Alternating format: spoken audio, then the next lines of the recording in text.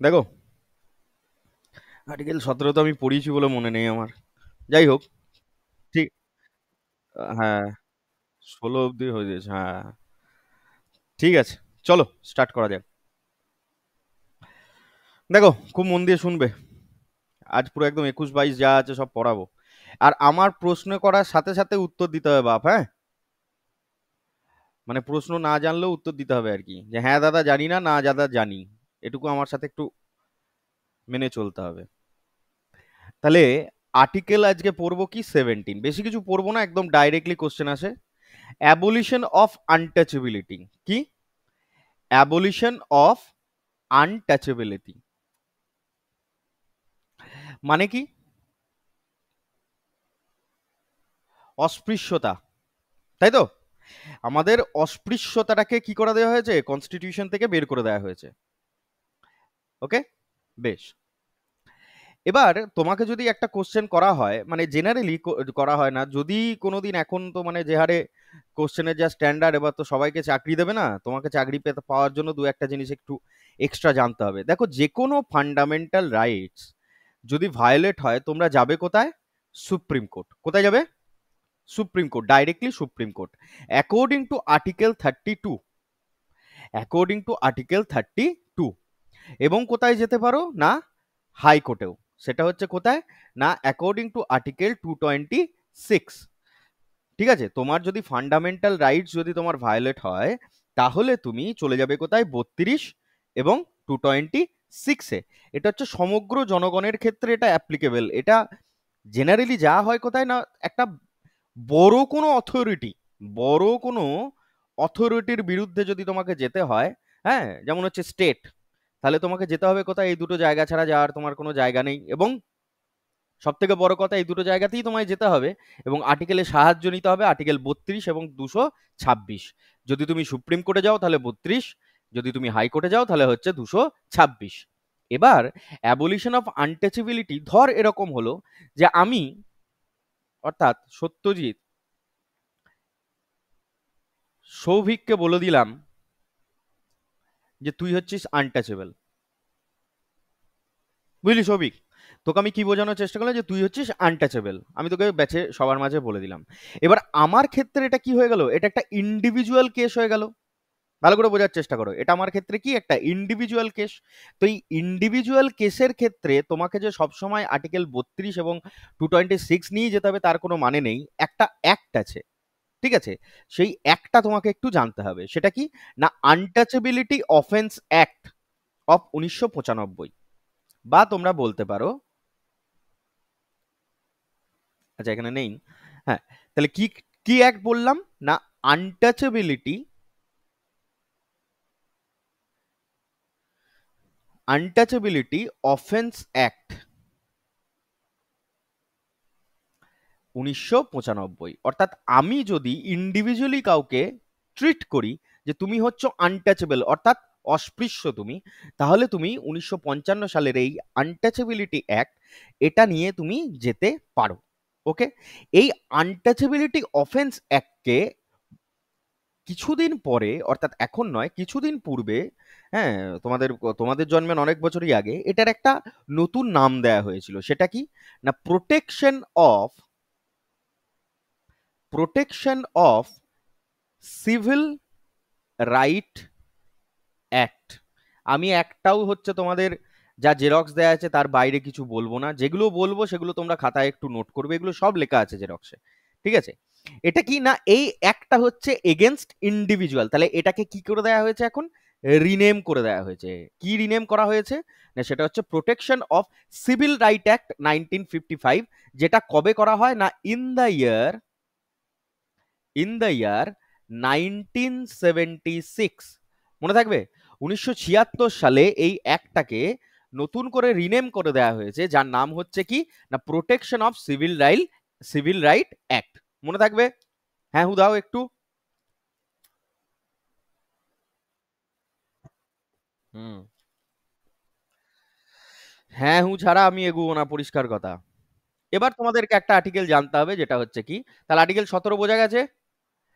Article 18 এখান থেকে direct question আছে, 17-18 থেকে ডাইরেক্ট কোশ্চেন আছে। আমি ওই ঝামেলার মধ্যে যাব না, কারণ ঝামেলার মধ্যে গেলে তোরা এখন বুঝতে পারবি না, আস্তে আস্তে এগুতে হবে।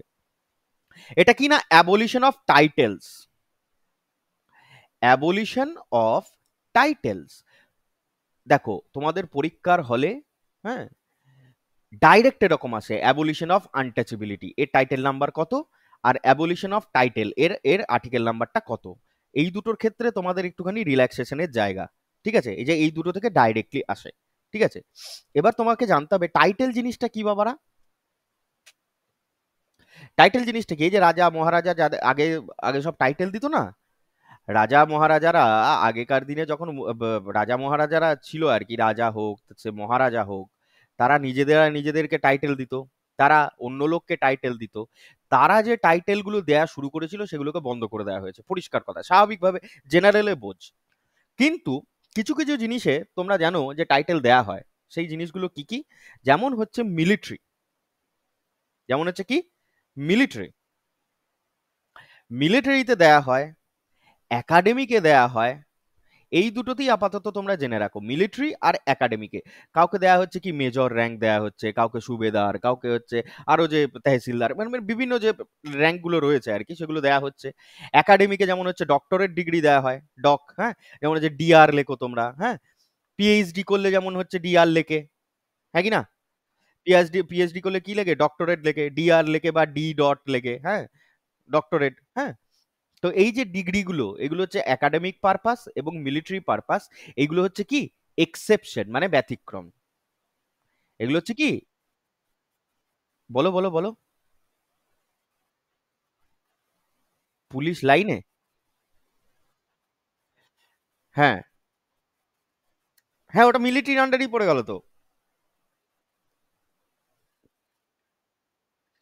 আচ্ছা, যে কোনো আর্ম ফোর্সেস যেটা আর কি, আরো বলতে সুবিধা হলে তাহলে আর্ম ফোর্সেস বোঝো, তাই না, আর্ম ফোর্সেস বোঝো। তাহলে এদের এইগুলোতে কি দেওয়া হয়, টাইটেল দেওয়া হয়, র্যাঙ্ক দেওয়া হয়, এগুলো একটা দেওয়া হয় ওগুলো। এবার পুলিশের ক্ষেত্রে কি দেওয়া হয় বলো তো, জেনারেলি র্যাঙ্কটাই ম্যাটার করে, যাই হোক। তো অ্যাবলিশন অফ টাইটেল আর কি, সেটা হচ্ছে কি মিলিটারি, একাডেমিক, এই দুটোতেই, মানে আর্ম ফোর্সেস এবং একাডেমিক, এই দুটোতেই এক্সেপশন আছে। কিন্তু আমরা জেনারেল মানুষরা, আমি ধর তোকে বলে দিলাম আইফুর আজ থেকে হচ্ছে আমার স্বর, মানে বিভিন্ন যে টাইটেল গুলো দেওয়া হতো আর কি, আমি ঠিক জানি না টাইটেলের ব্যাপারে, কিরকম কিরকম টাইটেল দেওয়া হতো, এই মুহূর্তে আমার পেটে আসছে, মুখে আসছে না, আর লাথি মারারও কেউ নেই আমার পেটে, সুতরাং আমি ঠিক বলতে পারছি না এখন। ঠিক আছে, তো তোমরা জানো যেগুলো, সেগুলো একটু জেনে নিও। টাইটেল গুলোকে অ্যাবলিশ করে দেখা। এবার তোমাদের অরিজিনাল পড়াশোনা আজ থেকে শুরু হচ্ছে, তাহলে এই দুটো বোঝা গেল। এবার আজকের অরিজিনাল পড়াশোনা, সেটা কি, আর্টিকেল 19। আর্টিকেল 19 থেকে 22 কে কি বলা হয়, হ্যাঁ বলুন, বলো বলো, হ্যাঁ বলো, বলো বলো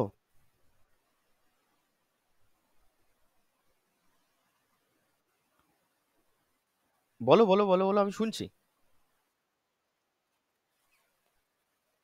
এর আগের যে ভিডিওগুলোর কথা তুমি যদি জিজ্ঞেস করো, তাহলে সেগুলো সব ইউটিউবে পাবে। আর যদি তারপরেও হচ্ছে বুঝতে কোনো অসুবিধা হয়, তুমি তুমি নেক্সট দিন ক্লাসে এসে আমাকে ডাইরেক্ট, হুম হুম,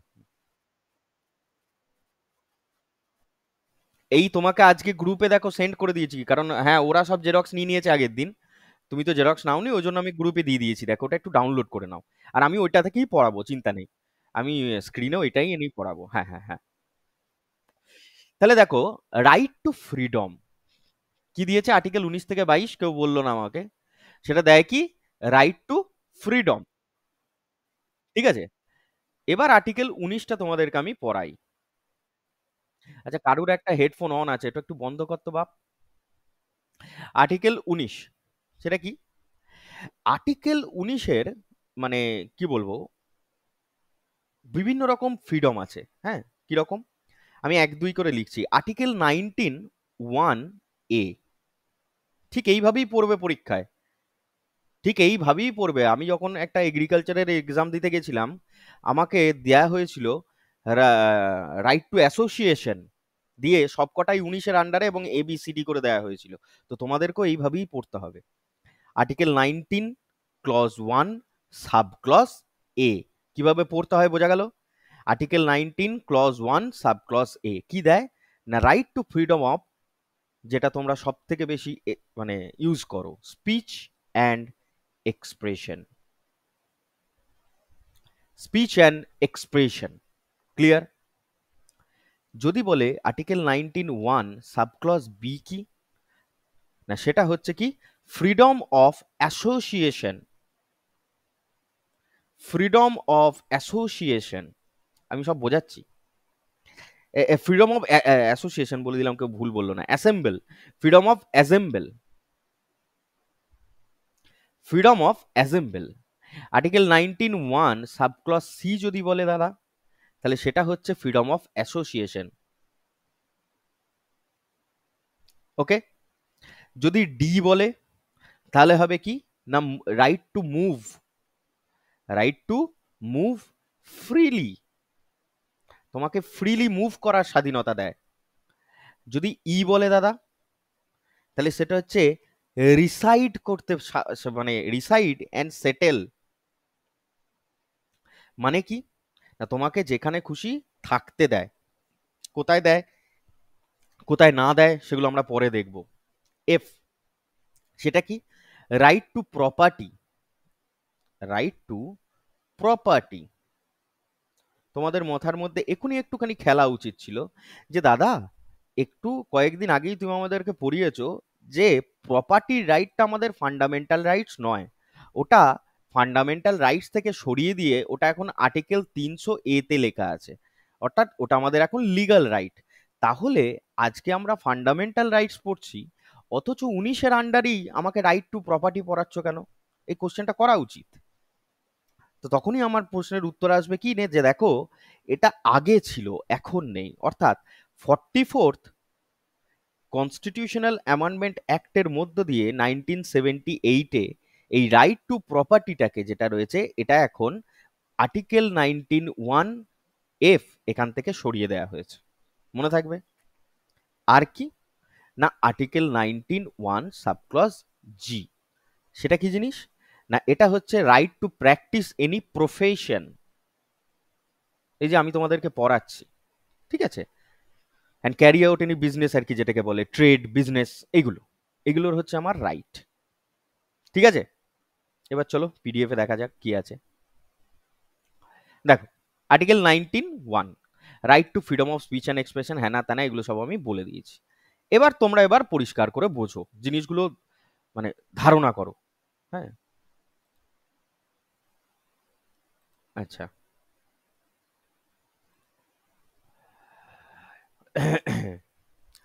তোমরা দেখতে পাচ্ছ এখন চারিদিকে কি চলছে, পরিষ্কার কথা, তাই না? চারিদিকে এখন কি চলছে, কি চলছে? প্রোটেস্ট, প্রোটেস্ট চলছে কি চলছে না? চলছে। তো সেখানে প্রোটেস্ট চলার সাথে সাথে তোমাদের এখন ফেসবুক আছে হাতে, হাতে তোমাদের কি আছে? ফেসবুক। এবং ফেসবুক রয়েছে, তোমাদের হাতে রয়েছে কি হোয়াটসঅ্যাপ, মানে বিভিন্ন যে সোশ্যাল মিডিয়া সেগুলো তোমাদের হাতে রয়েছে, এবং সেখানে তোমরা স্বেচ্ছাচারী, মানে কি বলবো, নিজের স্বেচ্ছায় তোমরা বিভিন্ন রকম পোস্ট করছো। কি করছো? পোস্ট, যেটা এক কথায় বলে কি পোস্ট করছো। এই যে পোস্টগুলো তোমরা করছো, এগুলো তোমরা করে দিচ্ছ আর হয়ে যাচ্ছে এরকম তো নয় ব্যাপারটা, তাই না? এবং তোমরা এটাও জানো যে বিভিন্ন রকম পোস্টের জন্য অনেক মানুষকে ক্ষতিপূরণ দিতে হচ্ছে। যেমন কিছুদিন আগে ডক্টর কুণাল সরকার, ডক্টর কুণাল সরকার এবং তার সাথে আরেকজন +1 আরেকজন ডাক্তারের নামটা আমি মনে করতে পারছি না, এদের কিছু বলার জন্য এদের এমন কিছু এরা বলেছিল যে লালবাজার পুলিশ স্টেশন তাদেরকে কি করে তলব করে, তাদেরকে কি করে তলব করে, করেছিল কি করেনি? ঘটনাটা শুনেছো? কেউ জানো? খবরের কাগজে বা মিডিয়াতে শুনেছো যে তলব করেছে? বা তোমরা এরকমও শুনে থাকো যে অনেক সময় যে তোমাদের মুখ্যমন্ত্রী হোক বা অন্য কোনো যে অথরিটি হোক তারা তোমাদেরকে বারণ করে যে সোশ্যাল মিডিয়াতে এমন কোনো পোস্ট করবেন না যাতে সেটা ভায়োলেশন হয়, বলে কি বলে না? বলে। এবার তোমরা একটুখানি বাস্তব জীবনের সাথে এই জিনিসগুলোকে মিলিয়ে মিলিয়ে দেখো, ঠিক আছে? যা যা তোমরা করেছো তাই তাই এখানে দেখো। দেখো আর্টিকেল 19(1) সাবক্লস এ কি বলে, freedom of speech and expression, মানেটা কি না আমার বলার অধিকার আছে, আমার ফ্রিডম আছে কি করার, স্পিচ মানে কিছু বলার, কিছু এক্সপ্রেস করার, আমার এক্সপ্রেসিটলি কিছু মেনশন করা আমার অধিকার আছে। আমি তোমাদেরকে অপমান করি, আমি তোমাদেরকে গালিগালাজ করি, আমি তোমাদেরকে বলি, উল্টোপাল্টা বলি পড়াশোনা না করলে, হ্যাঁ কি না? বা ব্যক্তিগত জীবনে আমি যখন দেখতে পারি তোমরা এগুচ্ছ না, তখন আমি তোমাদেরকে উল্টোপাল্টা বলতে থাকি। এই যে আমি তোমাদেরকে বলছি, এটা কি সম্পূর্ণটা সঠিক না সঠিক নয়, এটা একটা প্রশ্নের বিষয়। আর দ্বিতীয়ত হচ্ছে, এই যে আমি তোমাদেরকে বলছি, মানে আমি মানুষ হয়ে জন্মেছি, আমার কাছে মানে আমার কাছে ভগবান একটা মুখ দিয়েছে যেখানে আমার গলা থেকে স্বর উৎপন্ন হচ্ছে এবং আমি বলে যাচ্ছি, এরকম তো নয়। আমাকে কনস্টিটিউশন আমাকে অধিকার দিয়েছে যে আমি তোমাদেরকে বলতে পারি, ঠিক আছে? এবং আমি আরো চারপাশের যে মানুষগুলো রয়েছে তাদের সাথে কথা বলতে পারি। অর্থাৎ আমার freedom of speech and expression আমাকে দিয়েছে। এটা স্টেটস দ্যাট, কি বলে, এভরি সিটিজেন হ্যাজ, তোমাদের কাছে যাদের কাছে জেরক্স আছে তারা জেরক্স থেকে দেখো, বা যারা নেই তারা এখান থেকে দেখো, giving the freedom of expression of views. আমরা যা দেখি, আমাদের ওপিনিয়ন, আমাদের বিলিফ, আমাদের যে বিশ্বাস, ইউজিং, এই যে আমরা যারা ভিউ, আমাদের যে ওপিনিয়ন, আমাদের যেটা বিশ্বাস, এটা আমরা দেখলাম, অবজার্ভ করলাম এবং আমরা কিছু উপলব্ধি করলাম, তাই না? উপলব্ধি করার পর আমরা সেটা হয় মুখে কথা বলি, ওয়ার্ডে বলি, ঠিক আছে, প্রিন্টিং করে লিখি। এই যে যেমন একটা প্রিন্ট তোমাদেরকে আমি পড়াচ্ছি, বা তোমাদের হাতে এখন এক কপি প্রিন্ট রয়েছে, প্রিন্টিং হতে পারে, পেন্টিং হতে পারে, তোমরা দেয়াল লেখনের কথা তো ছোটবেলা থেকে শুনে আসছো, দেখেছো। লিথোগ্রাফি হতে পারে, অর্থাৎ খোদাই করে কিছু লেখা হতে পারে। অর এনি আদার মিনস, মানে জেস্চার, একটা ওয়ান অফ দ্য মিনিং মানে হচ্ছে জেস্চার, একটা বড় মিনিং। জেস্চার মানে, জেস্চারের মানে কি? জেস্চার করে দেখায়, ও অঙ্গি ভঙ্গি করে বোঝানো, ঠিক আছে? তাহলে এইগুলো হচ্ছে আমার ফ্রিডম অফ স্পিচ অ্যান্ড এক্সপ্রেশনের মধ্যে পড়ে, আর্টিকেল 19(1) এ। এবার এবার তোমাদেরকে আমি একটা গল্প বলি, খুব মন দিয়ে দেখো। কিছু আগে আমি একটুখানি আগেই আমি কি বললাম, যে ডক্টর কুণাল সরকার এবং আরেকজন ডক্টরকে ডেকে পাঠিয়েছিল লালবাজার পুলিশ থানা, তলব করেছিল। তারা ফ্রিডম অফ স্পিচ অ্যান্ড এক্সপ্রেশনের জন্য এমন কিছু এই পরিস্থিতি নিয়ে বলেছে, যেটা মনে হয়েছে, পুলিশের মনে হয়েছে, আমি আমি আমি নিউট্রাল থেকে তোমাদেরকে বোঝানোর জন্য বলছি, আমার কিন্তু কোনো ব্যক্তিগত অভিসন্ধি নেই কাউকে ছোট করে দেখানোর, আমি শুধুমাত্র বোঝানোর জন্য বলছি, মনে থাকবে। তো লালবাজার পুলিশ স্টেশন তাকে ডেকেছে এই কারণে, যে তলব করলো এই কারণে, যে ওনাদের যে স্পিচ অ্যান্ড এক্সপ্রেশন, ওনাদের যে কথা বলাটা, সেটা Lalbazar police station, according to police report বা অ্যাকর্ডিং টু মিডিয়া রিসোর্সেস, যে যে স্ট্রাইকটা চলছে, যে মুহূর্তে যে প্রোটেস্টটা চলছে, হ্যাঁ, এই প্রোটেস্টটাকে কি করতে পারে, প্রভোক করতে পারে। কি করতে পারে? প্রভোক করতে পারে। প্রভোক করা মানে কি বাবারা? বাড়িয়ে দিতে পারে।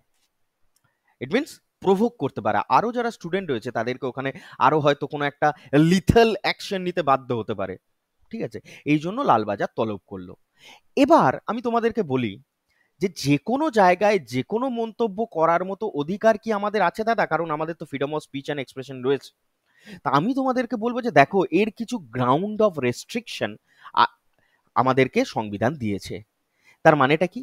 আর্টিকেল 19(1) সাবক্লস এ যেমন আমাকে freedom of speech and expression, এটার স্পিচ অ্যান্ড এক্সপ্রেশন এটার অধিকার দেয়, আর্টিকেল 19 সাবক্লস 2 এই speech and restriction, speech and ইয়েকে, আমার এক্সপ্রেশনকে রেস্ট্রিক্ট করে।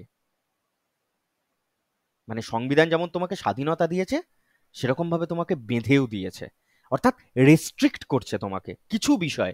বিষয়গুলো কি? অবভিয়াসলি তোমাদেরকে জানতে হবে। দেখো, reasonable ground of restriction given by article under 19 subclause 2, সেটা কি না বলছে, খুব ভালো করে বুঝবে, একটা বুঝে গেলেই বাকিগুলোকে আর আমাকে ডিটেলসে বোঝাতে হবে না। As per Article 19 subclause 2, the state can impose reasonable restriction on the exercise of freedom of speech and expression. তোমাদেরকে পরীক্ষার হলে মেন্সে গিয়ে যখন মিসলেনিয়াস মেন্স দেবে, তখন কিন্তু তোমাদেরকে এসব লিখে আসতে হবে, আর এবং পরিষ্কার এই ল্যাঙ্গুয়েজ ইউজ করবে, যে আমাদের স্টেট কি করতে পারে না, ইম্পোজ সাম রিজনেবল রেস্ট্রিকশন, আমাদেরকে কিছু রেস্ট্রিকশন করতে পারে, ইন দ্য এক্সারসাইজ অফ, মানে using of, in the using of freedom of speech and expression on the ground. গ্রাউন্ডগুলো কি কি? সিকিউরিটি, ইউনিটি, ইন্টিগ্রিটি, সোভারেনিটি, এইগুলোকে যদি থ্রেট পছে, এগুলোতে যদি আমার থ্রেট আসে, মানে থ্রেট আসে মানে এগুলো যদি আমার ভঙ্গ করার মতো আমি কিছু একটা স্টেটমেন্ট দিয়ে দিলাম, আমি কিছু একটা এমন একটা স্টেটমেন্ট দিলাম যাতে আমার দেশের, আমার রাজ্যের, আমার সোসাইটির সিকিউরিটিতে থ্রেট এলো। অর্থাৎ আমি বলে দিলাম স্বাভাবিকভাবে, তোমরা সবাই জানো, তোমরা সবাই মোটামুটি ইয়ের নামটা চিনে, ইয়ের নামটা জানো, ওই ভদ্রলোকের, ভদ্রলোক তো নয়, বলা যাবে না, আরে যাকে মেরে দিয়েছিল রে 9/11, বল না, লাদেন, লাদেন, লাদেনের কথা তোমরা সবাই জানো। আমি বলে দিলাম না, Laden is a Nobel man. কি বলে দিলাম? Laden is a Nobel person. আমি বলে দিতেই পারি, আমার কাছে freedom of speech and expression আছে, আমি বলতে পারি কি পারি না? পারি। তাহলে এই লাদেনকে যদি আমি বড় করে দেখাই, আমাদের দেশের সিকিউরিটিতে কিন্তু এফেক্ট পড়বে। কিভাবে? লাদেনের যারা আরো কিছু অ্যাসোসিয়েট আছে, তারা আমার সাথে কন্ট্যাক্ট করার চেষ্টা করবে। তারা কন্ট্যাক্ট করার চেষ্টা করা মানেই কি আমাদের দেশে একটা কি হবে, একটা বিশৃঙ্খলার সৃষ্টি হবে, হ্যাঁ কি না? বোম ব্লাস্ট, হ্যানা ত্যানা, এই সমস্ত হাইজ্যাকিং টাইজ্যাকিং আবার হওয়ার চান্সেস হতে পারে, এবং আমি তার মধ্যে ইনডাইরেক্টলি ইনভলভ হই আর না হই, যাই হই না কেন, একটা সিকিউরিটি থ্রেট কিন্তু আমাদের দেশে রয়েছে। বুঝতে পারছো কি বলতে চাইছি আমি? একটা সিকিউরিটি থ্রেট রয়েছে। তাই আমার এমন কোনো, মানে আমার জেস্চার হোক, আমার দেয়াল লিখন হোক, বা আমার এমন কোনো অভিসন্ধি থাকবে না যাতে আমার দেশের কি হয়, সিকিউরিটিটা থ্রেট পড়ে। তাই আমার freedom of speech and expression must be regulated, must be restricted. আমি দাঁড়িয়ে আমি বলতে পারি না একটা কথা, যে তোমাদের হয়তো এখন, বা আমাদের সবার স্টুডেন্ট সম্প্রদায়ে যারা পড়াশোনা করে, তাদের কাছে মিসেস ব্যানার্জি, হ্যাঁ, মিসেস ব্যানার্জি এখন, মিস ব্যানার্জি এখন কি হতে পারেন, সবার কাছে কালপিট হতে পারে, কি হতে পারে না? পারেন। এবং তাকে নিয়ে বিভিন্ন রকম তোমরা দেখেছো মজা করা, এআই টুলস ইউজ করে, হ্যাঁ, বিভিন্ন রকম মজা করা, ট্রল করা, এ সমস্ত কিছু চলছে, হ্যাঁ কি না? চলছে। একটা কথা মনে রেখো বাবারা, যতক্ষণ পর্যন্ত শুধু আমি তার নামটা ধরে ডাকছি, আমরা তবুও সিকিওর রয়েছি, যদিও বলা উচিত নয়, ঠিক আছে? মানুষকে, মানে বলতে তো বাধ্য হচ্ছি, কারণ তার এক দেখে ঠিক আছে, কিন্তু আমাকে তো তোমায় পড়াতে হবে, তাই আমাকে এখন ভালো সাজতে হবে, উপায় নেই। হ্যাঁ, তো কিন্তু এনার আগে যদি আমি এই কথাটা লাগিয়ে দিই না, চিফ মিনিস্টার অমুক Banerjee, I will send to jail, I will send to jail. কারণ আমি এনাকে অপমান করছি না, তখন আমি এই পোস্টটাকে অপমান করছি।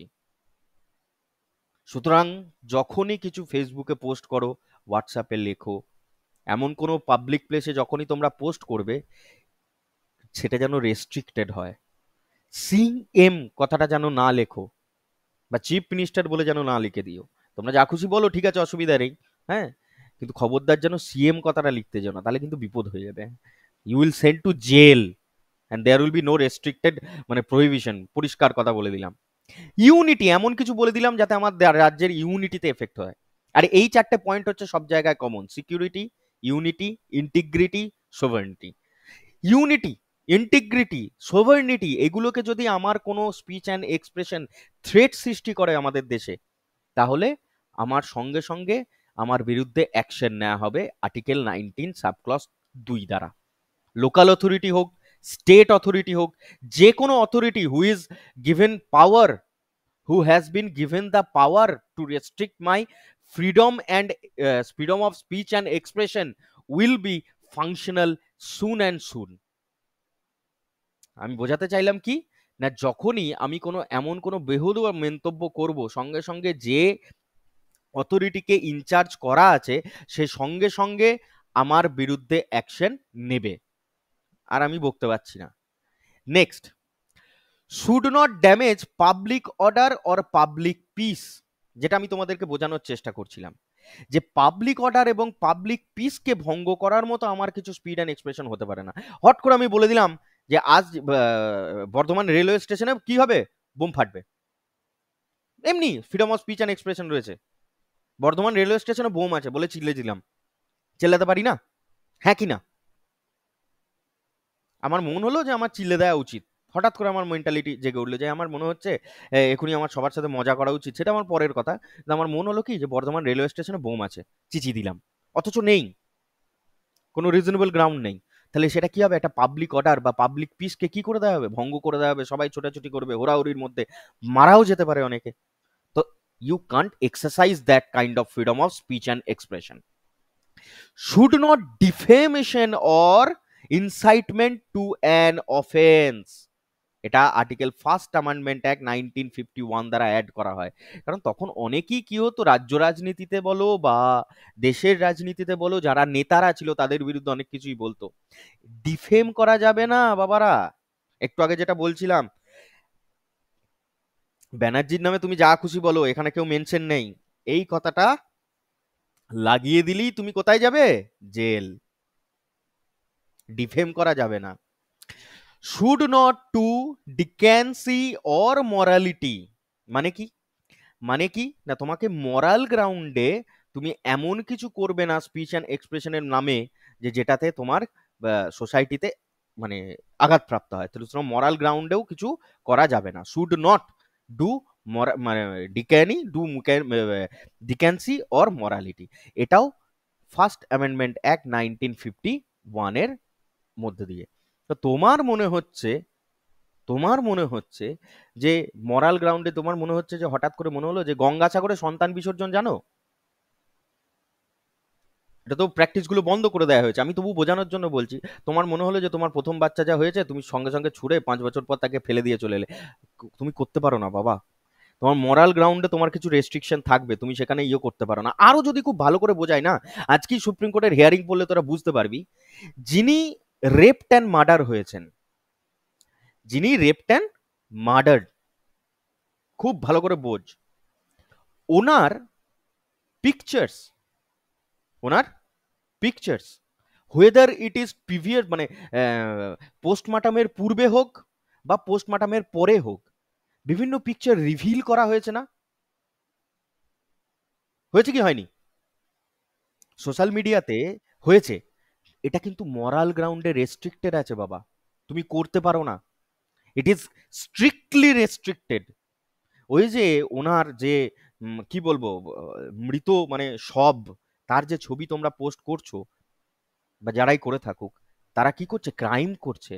এখন না হয় এটা একটা গ্লোবাল ভায়োলেশন হয়ে গেছে, ঠিক আছে, এটাই যদি একটু ছোটখাটো হতো, সব কটাকে ধরে ধরে পুরতো জেলে, এবং উচিত, আমি এটাতে সাপোর্ট করি। কারুর ক্ষমতা নেই কাউকে কি করা, ডিফেম করার। এটা একটা একটা মোরাল গ্রাউন্ডে কি হচ্ছে বলতো, একটা মানুষের ছবি নিয়ে এদিক ওদিক করে দেওয়া হচ্ছে। তোমরা যদি দেখো, ডাক্তাররা প্রোটেস্ট করছেন, তারা ছবি নিয়ে বেরোচ্ছেন কার, একটা সুস্থ মানুষের, তার কিন্তু কখনোই ওই মানে ওই নিথর দেহটার কোনো ছবি কিন্তু তারা নিচ্ছেন না। এবং আজকে যখন তারা বসে প্রোটেস্ট করছেন, মুখটাকে ব্লার করে দেওয়া হয়েছে, তাই না, মুখটাকে ব্লার করে দেওয়া হচ্ছে। এবং যে এই জিনিসগুলো কিন্তু ইয়েরা বজায় রাখে, তোমার মিডিয়া পার্সোনালরা তবু একটু হলেও চেষ্টা করে, কিন্তু তাদের টিআরপির দরকার, তাই তারা ফ্লেসটাকে মানে ফেসটাকে কি করে দেয়, ব্লার করে দেয়, দিয়ে গোটা বডিটাকে দেখায়, এটা উচিত নয়। She need some kind of respect, she deserve some kind of respect, এটা মরাল গ্রাউন্ড, বোঝা যাচ্ছে। সুতরাং এই ধরনের জিনিসপত্র তোমরা করতে পারো না, এটাও 1951 অ্যামেন্ডমেন্ট অ্যাক্ট দ্বারা তোমাকে অ্যাড করা হয়েছে। আর কি না, should not do contempt of court. তোমরা সানি দেওয়ালের সিনেমা দেখেছো, সানি দেওয়ালের সিনেমা দেখেছো, হ্যাঁ কি না, দেখেছো কি দেখো নাই, অনেক আগে দেখেছো। ওই যে তারিখ পে তারিখ, ডায়লগটা মনে আছে? তারপর অনেক সময় শুনতে শিখে যে দুই উকিলে কোর্টের মধ্যেই মারপিট লেগে যাচ্ছে। দামিনী বলে একটা সিনেমা আছে, দামিনী বলে ওই সিনেমাটাতে সব তোমরা দেখতে পাবে। রেফার করছি তোমাদেরকে এটা দেখার জন্য, ওই কোর্টের সিনটা, ঠিক আছে। ওখানে এমন কিছু স্ল্যাং, এমন কিছু ল্যাঙ্গুয়েজ তারা ইউজ করেছে, বা এমন যা জেস্চার ওরা ইউজ করেছে, যেটা হচ্ছে কি কন্টেম্পট অফ কোর্ট। তুমি শালা যত বড় মানুষই হও, যত বড় হিরোই হও না কেন, কোর্টের সামনে গিয়ে তুমি যদি ওইসব ভুলভাল মন্তব্য, একটা নট আ সিঙ্গেল মানে জেস্চার তুমি যদি মুভ করো আর কি, হ্যাঁ, ওয়ার্ড তো বহুত দূরের কথা, তুমি যদি একটা সিঙ্গেল জেস্চারও দাও, that will B A conduct of contempt of court. and you will be imprisoned, মানে an action এগুলো should be taken against you, ঠিক আছে?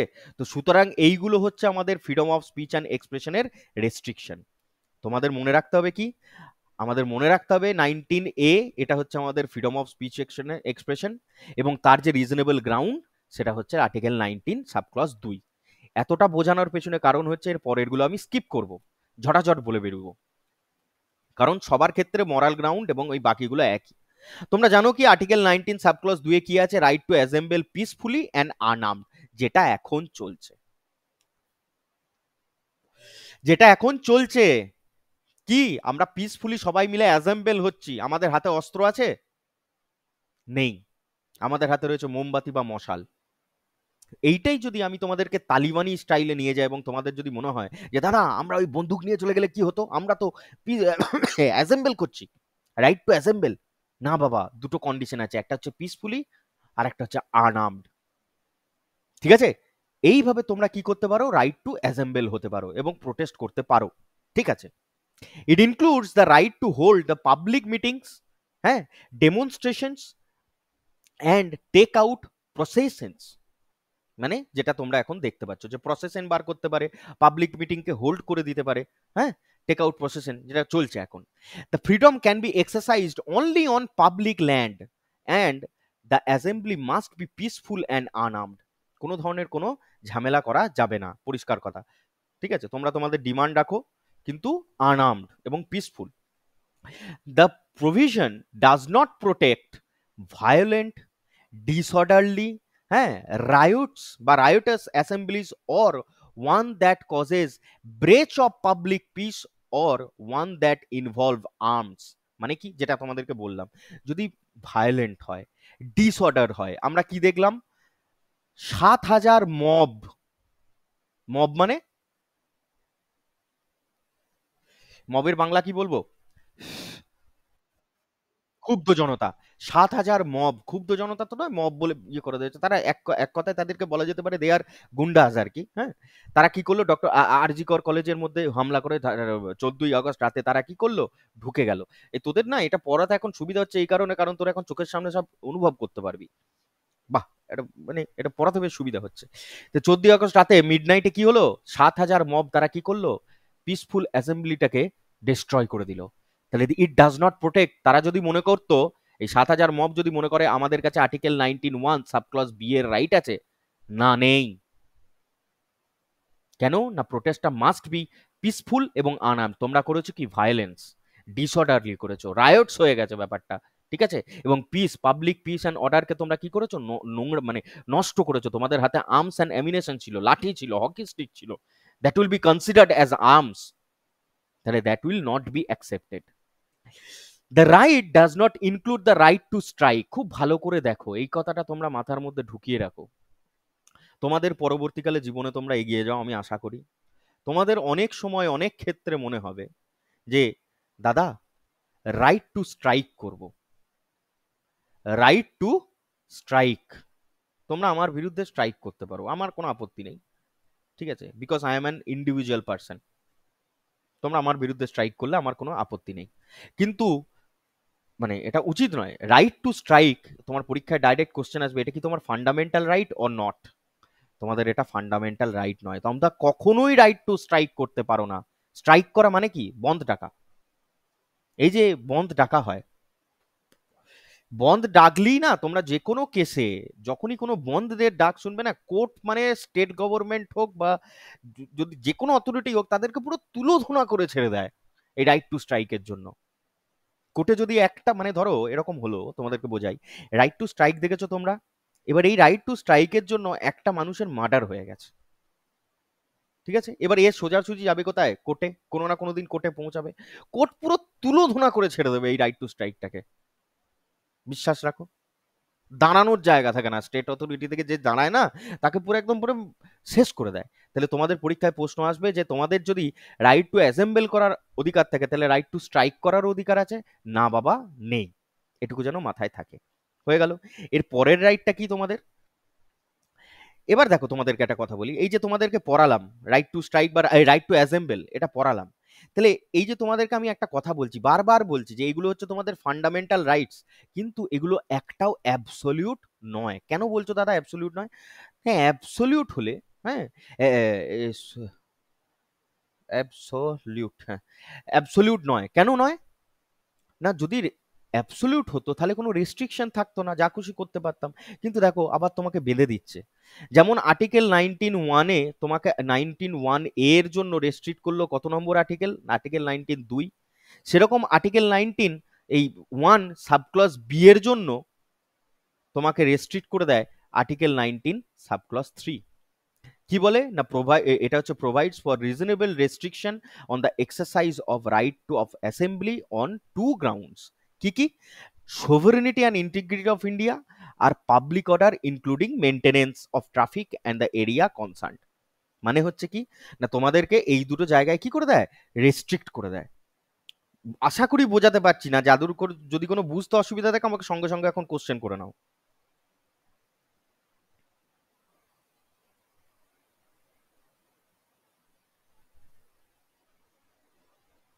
কোশ্চেন নেই?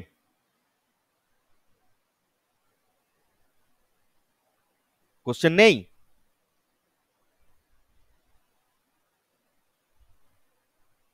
কোশ্চেন নেই? বাহ, ভালো ভালো ছেলে মেয়ে।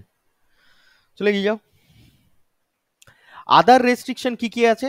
Article section 144 of CrPC. সিআরপিসির 144 ধারা অনুযায়ী তোমরা শুনেছো যে কোনো জায়গায় যদি কোনো খুব খতরনাক প্রোটেস্ট বা রাইট হয়, রিয়টস হয়ে যায়, তাহলে সেখানে নাকি বলে 144 নম্বর ধারা জারি করে দেওয়া হয়েছে অফ ক্রিমিনাল প্রসিডিওর, মানে সিআরপিসি। এটা কবে, এটা কোথাকার অ্যাক্ট? না 1973 সালের অ্যাক্ট। এটা যেন মাথায় থাকে। কি হয় কেসটায়? না a magistrate can restrain an assembly. Restrain মানে বন্ধ রাখা। কি না, assembly, meeting, proceeding or procession if there is a risk of, রিস্কগুলো কি কি? অবস্ট্রাকশন, অ্যানোয়েন্স অর মানে annoyance or danger to human life, health or safety, a disturbance of public tranquility মানে হচ্ছে peace, a riot or any affray মানে হচ্ছে দাঙ্গা। তোমাদের এগুলো হয়তো তোমরা বাস্তব জীবনের সাথে রিলেট করতে পারবে, হ্যাঁ কি না? যে এই সমস্ত জায়গাতে মানে কোনো একটা প্রোটেস্ট হচ্ছে, কোনো একটা জায়গায় তোমরা প্রোটেস্ট করছো, প্রোটেস্টটা যদি আনআর্মড হয়, যদি পিসফুলি হয়, it can be carried out under article 19 subclause 1 clause 1 subclause B. এইটাই যদি আর্মড হয়ে যায়, যদি পিসটা না থাকে, ভায়োলেন্স হয়, ভায়োলেন্স হয়, তাহলেই তোমার চলে আসবে আর্টিকেল 19(3), যেটা এটাকে কি করে দেবে? রেস্ট্রিক্ট করে দেবে। এবং তাছাড়াও আরো কি কি আছে? 144 ধারা আছে। এই 144 ধারা কিসের জন্য করা হয়? না কোনো জায়গায় যদি মানুষের লাইফের উপর ডেঞ্জার থাকে, তাহলে সঙ্গে সঙ্গে সেই প্রোটেস্টটাকে কি করে দেওয়া উচিত? বন্ধ করে দেওয়া উচিত। স্বাভাবিক ব্যাপার, ঠিক আছে? হেলথ, সেফটি, ডেঞ্জার, অবস্ট্রাকশন করছে কোনো একটা পাবলিক অর্ডার, পাবলিক পিস যেটা রয়েছে সেটাকে ভঙ্গ করছে, হ্যাঁ, দাঙ্গা হচ্ছে, তাহলে সে সমস্ত জায়গায় কি করে দেওয়া হয়? 144 ধারা জারি করা হয়। আন্ডার আর্টিকেল 141, হ্যাঁ, ইন্ডিয়ান পেনাল কোডের 141 সেকশনেও কি করা হয়? না an assembly of 5 or more person became unlawful if the object is to resist the execution of any law or legal process. মানে কি? মানে আমি তোমাদেরকে খুব তোমাদের ব্যক্তিগত জীবনে ধারা বোঝাই। কোনো একটা পুলিশম্যান তোমাকে বা কোনো একটা কারণে তোমাদেরকে অ্যারেস্ট করতে এলো, সঙ্গে সঙ্গে লোকে আচ্ছা তোমরা ইয়েটা জানো কি? আমি তোমাদের বলি আরো তোমরা বুঝতে পারবে। খবরের কাগজে যেটা ছিল, শাহজাহান, শাহজাহান কেসটা জানো? শাহজাহানের কেসটা তোমরা জানো? শাহজাহানের কেসটা কি হয়েছিল? বাড়িতে যখন তাকে অ্যারেস্ট করতে যায় বা তার বাড়িতে যখন কোনো একটা অথরিটি ঢোকে ইনভেস্টিগেশন করার জন্য বা যে কোনো কারণে, পুরো লোকে ঝাঁপিয়ে পড়েছিল। তাহলে এটা কিন্তু ভায়োলেশন, তাই না? এটা কিন্তু ভায়োলেশন। হ্যাঁ কি না? তাদেরকে কোর্টে উঠতে হয়েছিল বা তাকে কোর্টে উঠতে হয়েছিল, তাকে জবাব দিতে হয়েছিল। এটাই এখানে বুঝতে পারবে। To restrict an execution of any law and legal process. ওরা তো একটা লিগাল প্রসেসে করতে গেছিল। সেখানে পাবলিক কি করেছিল? বাধা দিয়েছিল। তাহলে এটা আন্ডার 141 এর আন্ডারে আসে। To forcefully occupy the property of some person. আমি যে ঘরটায় পড়াচ্ছি, আমার কাছে তোদের মতো সন্ডামক্কা কিছু ছেলেপুলে রয়েছে, নিয়ে গিয়ে চড়াও হয়ে গেলাম, আর ওখানে গিয়ে কি করে দিলাম? বলে দিলাম ওটা আজ থেকে আমার প্রপার্টি। তো সেক্ষেত্রে কেউ কিন্তু কি হবে? ভায়োলেশন হবে।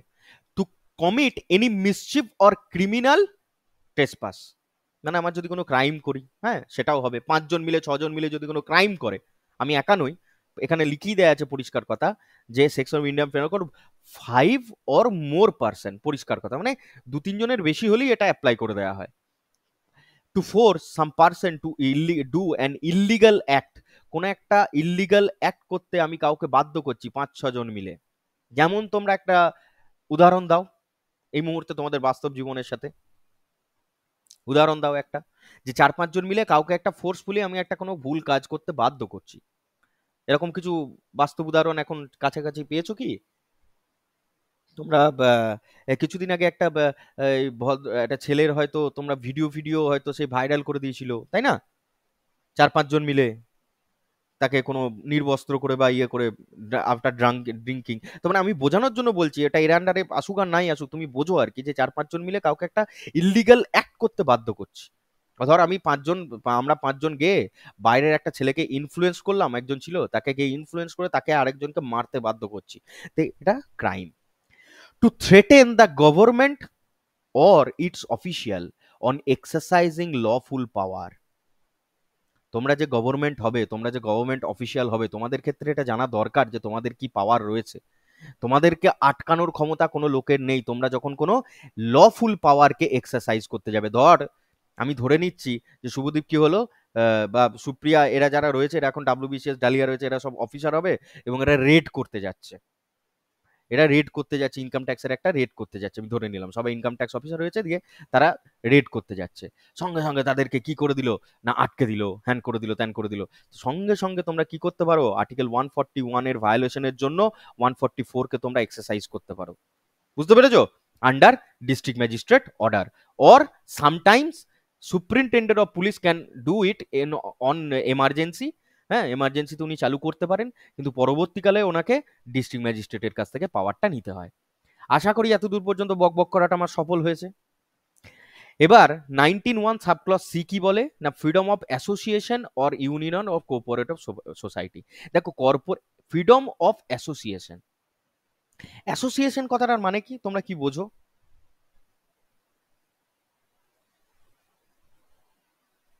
হ্যাঁ, আচ্ছা তোদেরকে আমি খুব সহজ কথায় বলে, তোরা হোয়াটসঅ্যাপে গ্রুপ করিস? হ্যাঁ, হোয়াটসঅ্যাপে গ্রুপ করেছিস? গ্রুপ গ্রুপ হোয়াটসঅ্যাপে গ্রুপ ক্রিয়েট করেছিস, একটা নাম দিয়েছিস, এই যেমন আমার একটা নাম দেওয়া আছে। এখানে তো আমরা একটা বলতে পারি ওয়ান টাইপ অফ, আমরা এখানে অ্যাসোসিয়েট করছি, বলতে পারি না? আমাদের নির্দিষ্ট কোনো একটা উদ্দেশ্যের জন্য আমরা একটা গ্রুপ ক্রিয়েট করেছি এবং সেখানে আমরা কি করছি? অ্যাসোসিয়েট করছি। প্রত্যেকের অভিমত যেটা রয়েছে সেটা আমরা জানার চেষ্টা করছি। তাই এইরকমই একটু বড় ক্ষেত্রে ভাবো, যে right to form of association, কোনো একটা বড় সংস্থাকে আমরা তৈরি করতে পারি, অর ইউনিয়ন, আরো বড় সংস্থা আর কি, ঠিক আছে, কর্পোরেটিভ সোসাইটিস তৈরি করতে পারি। এটা 97th অ্যামেন্ডমেন্ট অ্যাক্ট 2011-র মধ্যে দিয়ে ইনক্লুড করা হয়। এটা না জানলেও চলবে তোমাদের, তবু একটু জেনে রেখো। হ্যাঁ, এগুলো আমরা তৈরি করতে পারি, কিন্তু বাবারা এখানেও রেস্ট্রিক্ট আছে। এটা আমাদেরকে কি রাইট দেয় না, right to form political parties, companies, partnership firms, society, club, organisation, এগুলো তৈরি করার আমাকে রাইট দেয়, ঠিক কথাই। আমি কোনো একটা পলিটিক্যাল পার্টি তৈরি করলাম, যে আজ থেকে এই পার্টিটার নাম হচ্ছে এসআর পার্টি, ঠিক আছে, রেস্ট্রিকশন মেনে বা রুল মেনে আমি একটা পার্টি তৈরি করতে পারি। তো এগুলো সব পড়ে যাবে কোথায়? আর্টিকেল 19(1) সাবক্লজ সি এর আন্ডারে পড়লো। কিন্তু আমার কথা হচ্ছে যে, এবং আমি ওই পার্টিটা শুধুমাত্র তৈরি করে ছেড়ে দিলাম তা নয়, it also provide the right to continue with the association or union, এবং আমাকে পার্টিটা চালিয়ে রাখার জন্য যে সম্মতি সেটাও আমাকে সংবিধান দেয়। এটুকু তোমরা বুঝেছো, ঠিক আছে? এবার আমি বলতে চাইছি যে আমি এমন একটা সোসাইটি তৈরি করলাম যে সোসাইটিটা দিয়ে হিউম্যান রেকেট অর্থাৎ হিউম্যান অর্গ্যানকে পাচার করা হয়, এটাও তো একটা অর্গানাইজেশন, হ্যাঁ কি না? হ্যাঁ কি না? যে একটা হিউম্যান অর্গ্যানকে আমরা পাচার করার একটা অ্যাসোসিয়েশন তৈরি করলাম, দিয়ে কোনোদিন ধরা পড়ে গেলাম, সঙ্গে সঙ্গে আমি কোর্টে গিয়ে বলবো যে কাকা, হ্যাঁ চন্দ্রচূড়কে বলবো, ভালো আছো কাকা, তুমি তো আমাকে সংবিধানে দেখো এখানে লেখা আছে right to form association or union or corporate societies, তাহলে তুমি আমাকে কি করে শাস্তি দেবে কাকা? তখন আমাকে এক চড় মেরে দেবে। কেন? বলবে ভাই তুই আর্টিকেল 19(4) পড়িসনি, এখানেও রিজনেবল গ্রাউন্ড অফ রেস্ট্রিকশন আছে আন্ডার আর্টিকেল 19(4). যে কোনো অ্যাসোসিয়েশন বা যে কোনো আমার যদি ইউনিয়ন থাকে আমরা তৈরি করা, যেটা সোভারেনিটি, মরালিটি, পাবলিক অর্ডার, ইন্টিগ্রিটি এগুলোকে ভেঙে ফেলে, ঠিক আছে, তাহলে সঙ্গে সঙ্গে আমাকে সেই জায়গাটা বন্ধ করতে হবে। বোঝা গেল কি বোঝা গেল না? ওই জন্য আর এটা ডিটেলসে বলবো না। আর রাইট টু স্ট্রাইক তো নয়, তোমরা জানো। ফ্রিডম অফ অ্যাসোসিয়েশন কাদের ক্ষেত্রে অ্যালাউ নেই? Police, army, navy, air force. পরিষ্কার কথা, যে পুলিশ মনে করলে একটা অ্যাসোসিয়েশন তৈরি করবে, যে নিজেদের মধ্যে আর কি সমস্ত আলোচনা করে দিয়ে ইয়ে করবে, নিজের কর্মক্ষেত্রের জন্য তারা করতে পারে, যে একটা গ্রুপ রয়েছে, একটা পুলিশ স্টেশনের একটা গ্রুপ রয়েছে, সেখানে তারা সমস্ত ডিটেলস দিচ্ছে, সেটা নিয়ে কোনো আপত্তি নেই। কিন্তু এমন কোনো পাবলিক অ্যাসোসিয়েশন তৈরি করলো যেখানে নিয়ে তারা আর কি অরাজকতা তৈরি করতে পারে, বা তাদের কাছে কোনো পারমিশন থাকে না, পরিষ্কার কথা, যেখানেই ল অ্যান্ড অর্ডার মেনটেন করা, যেখানে সিকিউরিটি ইনভলভ হয়ে যায় না, তারা কোনো সেরকম কাজ করতে পারে না। ঠিক আছে, এগুলো হচ্ছে পুলিশ, আর্মি, নেভি, এয়ারফোর্স। এদেরকে কোনোদিন দেখেছিস যে হোয়াটসঅ্যাপ গ্রুপে লিখে ছড়িয়ে দিল কোনো একটা খবর? কোনোদিন শুনেছিস? এটা আমাদের মতো মূর্খ, গন্ড মূর্খরাই করে। তো যাই হোক, এটা তাদের restriction ground. Right to move freely through the territory of India. তোরা লাদাখ ঘুরতে যাচ্ছিস, সিমলা ঘুরতে যাচ্ছিস, সিকিম ঘুরতে যাচ্ছিস, গ্যাংটক ঘুরতে যাচ্ছিস, তারপরে হচ্ছে আরো যে সমস্ত জায়গায় তোরা ঘুরতে যাচ্ছিস বা আমার কাছে পড়তে আসছিস, তোরা ফ্রিলি মুভ করতে পারিস যে কোনো টেরিটরি অফ ইন্ডিয়ার মধ্যে। কিন্তু কিন্তু কোন কোন জায়গায় তোমরা ফ্রিলি মুভ করতে পারবে না? তোমরা দেখেছো যে কোনো কোনো জায়গায় কারফিউ লাগিয়ে দেয়, কারফিউ লেগে গেছে কোভিড-19 জন্য, তোমরা দেখেছো কারফিউ লেগেছে, সেই মুহূর্তে বেরুলেই পেছনে পুলিশ মানে সে চড়াম চড়াম করে মারছিল না? কেউ মার খেয়েছিস নাকি কোভিড-19 বেরিয়ে তোদের মধ্যে কেউ? না, মার খেলে কি করে বুঝবি? প্র্যাকটিক্যাল এক্সাম্পল করতে হবে তো। তাহলে কোনো একদিন যেখানে কারফিউ লেগে আছে সেখানে গিয়ে না একটু হল্লা করবি, বুঝলি তো, লাফালাফি করবি, নাচানাচি করবি, তাহলেই বুঝতে পারবি। আর্টিকেল 19(5)টা মুখস্থ হয়ে যাবে। আর্টিকেল 19(5) কি বলে? রেস্ট্রিক্ট করে দেয়। কাকে রেস্ট্রিক্ট করছে? আর্টিকেল 19(1) সাবক্লজ ডি কে, যে আমার ফ্রিলি মুভ করার জায়গাটাকে কি করে দিচ্ছে? রেস্ট্রিক্ট করে দিচ্ছে। 19(1) কে রেস্ট্রিক্ট করে দিচ্ছে। কোনো জায়গায় কারফিউ রয়েছে, সেখানে আমরা ফ্রিলি মুভ করতে পারবো না। কোনো ইন্টারেস্ট অফ শিডিউলড এরিয়া, যে কোনো জায়গায় তোরা আন্দামানের আন্দামানের যে ইয়েগুলো রয়েছে, মানে জনজাতিগুলো রয়েছে, বা বিভিন্ন জায়গায় যে জনজাতিগুলো রয়েছে যারা হচ্ছে খুবই মানে পুরোনো আদিমকালের লোক, সেখানে তাদেরকে হুট করে তোদেরকে ঢুকতে দিয়ে যাবে? দেবে না। তারপরে কোনো মিলিটারি এরিয়া রয়েছে, তোকে মনে করলি যে আজকে গিয়ে মিলিটারি এরিয়াতে গিয়ে একটুখানি অপারেশন করে আসি, হ্যাঁ, সে সমস্ত জায়গা থেকে ঢুকতে দেবে? কোনো ডিপ্লোম্যাটিক এরিয়া যা দিকে ছাল গুটিয়ে দেবে। ক্লাসিফাইড এরিয়া যেমন হচ্ছে কি, যেমন হচ্ছে তোর বায়োস্ফিয়ার রিজার্ভ, ন্যাশনাল পার্ক, এগুলো তো তোমাকে টিকিট নিয়ে তাদের কোনো অথরিটি লোকের সাথে তারপর যেতে হয়। তোর মনে হলো ওখানে গিয়ে আমি থাকবো, হতে পারে? হবে না। কোনো স্কেডিউল এরিয়া, হ্যাঁ, সে সমস্ত জায়গাতেও তোমাকে যেতে দেবে না। তাহলে ওটা হয়ে গেল, বুঝে গেছো। আর্টিকেল 19(1) সাবক্লজ ই কি বলে না? Right to reside and settle any part of the territory of India.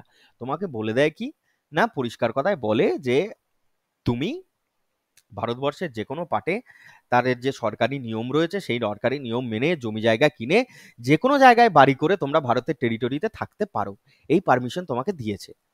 এবার তোমার মনে হলো যে যেইখানে না ওই তোদের তোদের তো এখন মানে কি বলবো, মনে বিভিন্ন রকম চিন্তা ভাবনা, যেখানে দেখা গেল চিতাবাঘ পাওয়া যায় সেইখানেই তুমি ঘর করতে যাচ্ছ। মানে জিম করবেটে যাচ্ছ, জিম করবেটে লাইন আছে, সেখানে লাইন দেখবো বলে তুমি জিম করবেটের ভেতরে বাড়ি বানানোর পারমিশন চাইছো, হ্যাঁ কি না?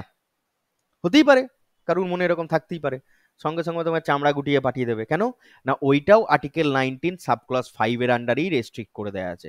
পরিষ্কার কথা, যে আর্টিকেল 19(5) তাহলে দু জায়গাকে রেস্ট্রিক্ট করে। একটা হচ্ছে কি না, ট্রেসপাস, মানে তুমি হচ্ছে সব জায়গায় ফ্রিলি মুভ করতে পারবে না, এবং সব জায়গায় ফ্রিলি গিয়ে বাড়িঘর বানিয়ে থাকতেও পারবে না। মনে থাকবে। Next, right to practise any profession or to carry out any association, trade or business. এই যে আমি তোদেরকে পড়াচ্ছি, এটা তো একটা প্রফেশন, হ্যাঁ কি না?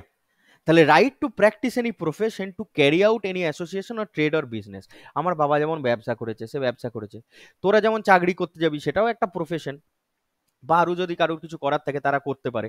হ্যাঁ, যেমন কেউ আরো অনেকে শখ থাকে, কি বলবো রে, ডালিয়া যেমন মাঝে মাঝে গিয়ে হচ্ছে দোকানে গিয়ে বসছে, বাবার যে দোকান রয়েছে সেখানে গিয়ে বসছে, সে তার বিজনেসে সাহায্য করছে। তাহলে সে তার প্রফেশনটাকে ক্যারি আউট করতে পারে, সেখানে তাকে কেউ বাধা দেবে না। কিন্তু দাদা, ড্রাগ স্মাগলিংও তো একটা প্রফেশন। তোদের যদি মনে হয় যে সত্যজিৎ রায় নতুন পাবলো এসকোবার হতে চলেছে, হতেই পারে, তোদের মনে হতেই পারে যে ওটাও তো একটা প্রফেশন। না, এখানেও কিছু গ্রাউন্ড অফ রেস্ট্রিকশন আছে। আমি যে কোনো প্রফেশনকে কি করতে পারি না, অ্যাডপ্ট করতে পারি না। The reasonable ground of restriction given under article 19(6): profession and trade must not be illegal or immoral. Human trafficking, drugs, হ্যাঁ, এই সমস্তগুলোকে যদি আমি প্রফেশন হিসেবে বেছে নিই, তাহলে সেটা কি ইমমরাল গ্রাউন্ড, সুতরাং ওটা করা যাবে না। There must be academic qualification for some profession like doctor. হ্যাঁ, ডক্টরদের শর্টেজ চলছে বলে কাল থেকে তোদের মনে হলো যে সুপ্রিয়া বর্ধমান এমার্জেন্সিতে ইনচার্জ নিয়ে নিয়েছে। নিতে পারিস তো সুপ্রিয়া? না না, তু-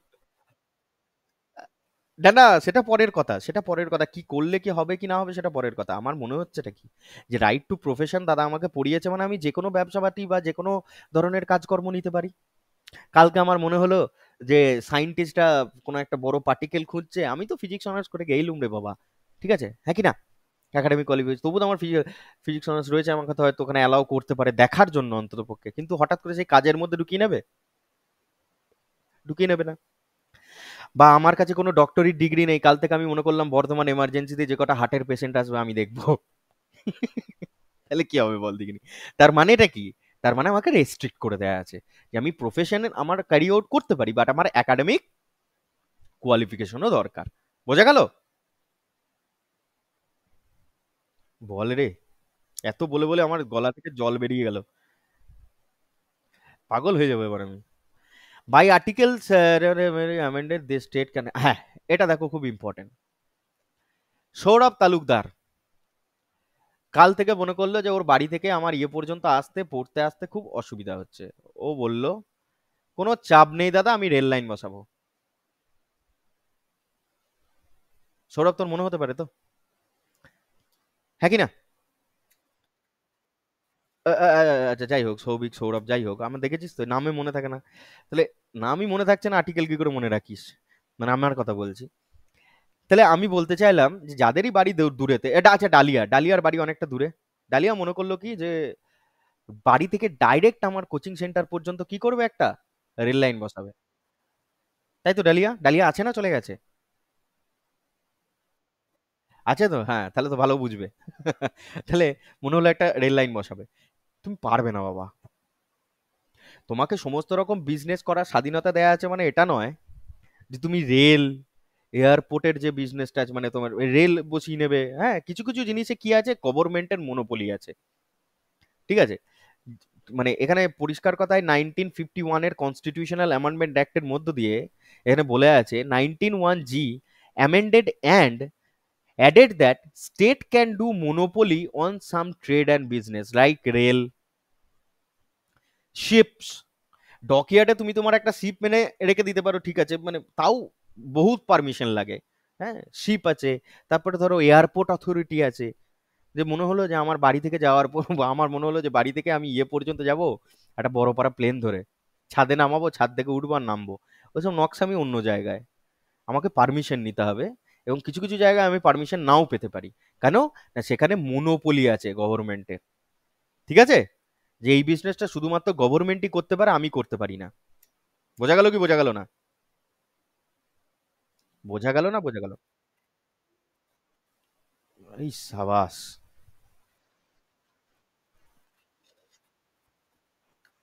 মনোপলি মানে যেটা একজনাই করতে পারে, মনো, তাই না, একজনাই করতে পারে। যেমন আমি যদি মনে করি ঘরে বাঘ পুষবো, আমার বাড়িতে 50টা বাঘ বাঘের ছানা নিয়ে এসে আমি পুষবো, ভালো করে বোঝার চেষ্টা কর। এটা তো আমি প্রফেশন হিসাবে যে বাঘেদের ইয়ে করাবো, মানে কি বলে, ক্রস করাবো, হ্যানা তানা দিয়ে লাইগার বানাবো, টাইগার বানাবো, গোষ্ঠীর মাথায় এসব বানাবো আর কি, যদি আমি মনে করি, আমাকে চত্থাপ্পড় মেরে ওখান থেকে জেলে তুলে নিয়ে যাবে না? হ্যাঁ কি না? কারণ এই প্রফেশন গুলো তো ক্যারি আউট করার জন্য আমার কাছে গভর্নমেন্টের পারমিশন লাগবে, স্পেশাল পারমিশন লাগবে, স্পেশাল এরিয়া লাগবে, অনেক, মানে মানে হাজারো রেস্ট্রিকশন। সেগুলো সব করার পর যদি আমাকে গভর্নমেন্ট অ্যালাউ করে তবে আমি করতে পারি তো পারবো, তাও গভর্নমেন্ট করতে দেবে না, তাই না? তো এগুলো কিছু কিছু জিনিসে কি হয়, মনোপলি থাকে। বেশ, তোমরা বুঝেছো না এটুকু? উফ, এবার তাহলে কি বুঝলে এক ঝটকায়? এটা পড়েছো, এই রেস্ট্রিকশন হচ্ছে 19(2)-এ, 19(1)(b), এই রেস্ট্রিকশন আছে 19(3)-এ, 19(1)(c) রেস্ট্রিকশন আছে 19(4)-এ, 19(1)(d) রেস্ট্রিকশন আছে কোথায়, 19(5)-এ, 19(1)(ই) তো নেই, এফ, এর রেস্ট্রিকশন কোথায় আছে,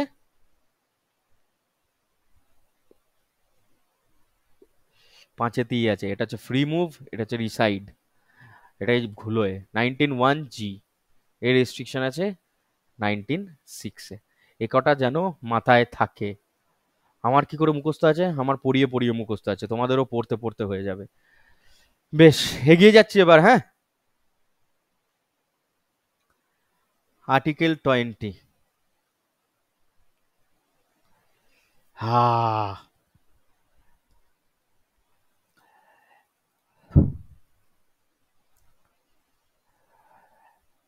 2 মিনিট,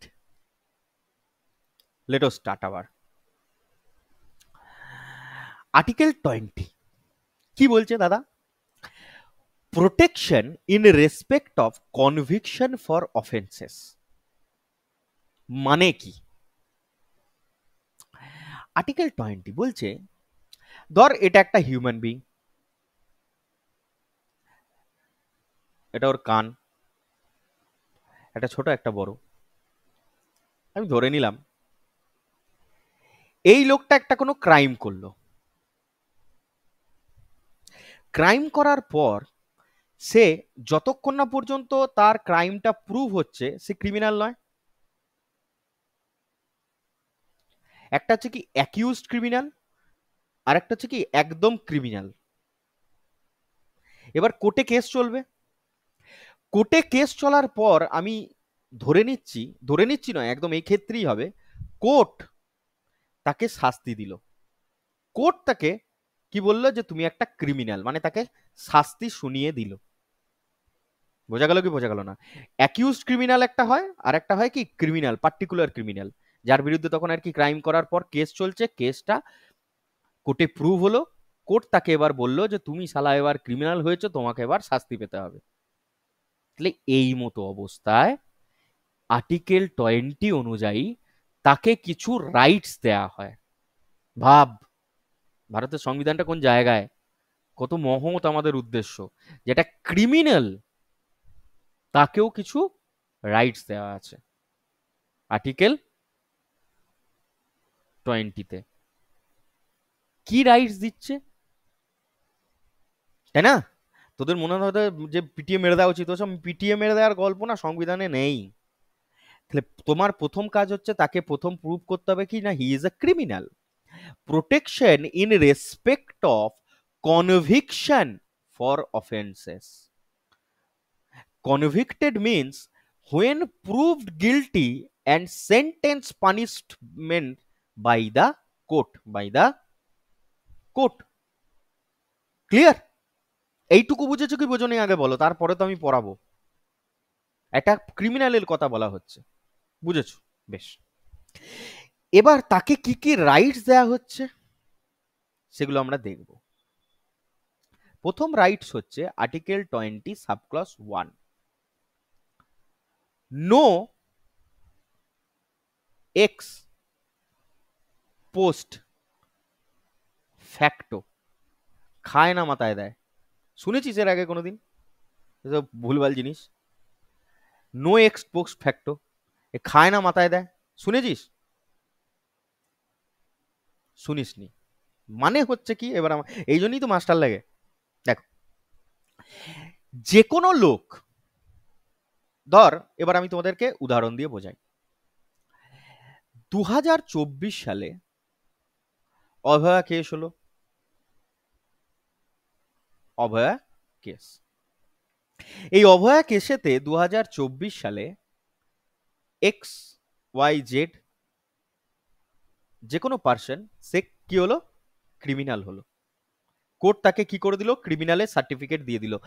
এক্স ওয়াই জেড মানে হচ্ছে এক হতে পারে, অধিক হতে পারে, ঠিক আছে, এটা ইম্পর্টেন্ট নয়, সে ক্রিমিনাল হয়ে গেছে সেটা ইম্পর্টেন্ট। বোঝা গেল কি বোঝা গেল না? এবার 2024 সালে as per law, as per law for the case, for this type of case, অর্থাৎ রেপ অ্যান্ড মার্ডার কেস, 2024 সালের আইন অনুযায়ী তোমাকে বলা হলো যে রেপ এবং ইয়ের সাজা হচ্ছে 15 ইয়ার্স ইমপ্রিজনমেন্ট। খুব ভালো করে বুঝবে, 15 ইয়ার্স ইমপ্রিজনমেন্ট, ঠিক আছে। এক্স ওয়াই জেড ক্রিমিনাল হলো, অভয়া কেস হলো, এবং অ্যাজ পার ল 15 ইয়ার্স হচ্ছে এদের ইমপ্রিজনমেন্টের শাস্তি এখানে দেয়া হয়েছিল, মানে এটা হচ্ছে অ্যাজ পার লতে দেয়া আছে। এবার অভয়া কেসে, আচ্ছা এটা আমি একটু মুখছি, হ্যাঁ, এটা আমি এখন ধরে নিলাম এরা হচ্ছে কি অ্যাকিউজড ক্রিমিনাল, এরা হচ্ছে accused criminal, X Y Z হচ্ছে কি অ্যাকিউজড ক্রিমিনাল। 2024-এর অভয়া কেসে এক্স ওয়াই জেড হচ্ছে অ্যাকিউজড ক্রিমিনাল, এবং 2024-এর আইন হচ্ছে কি অভয়া কেসের জন্য, না 15 বছর ইমপ্রিজনমেন্ট। বেশ, কেস চলতে চলতে 2030,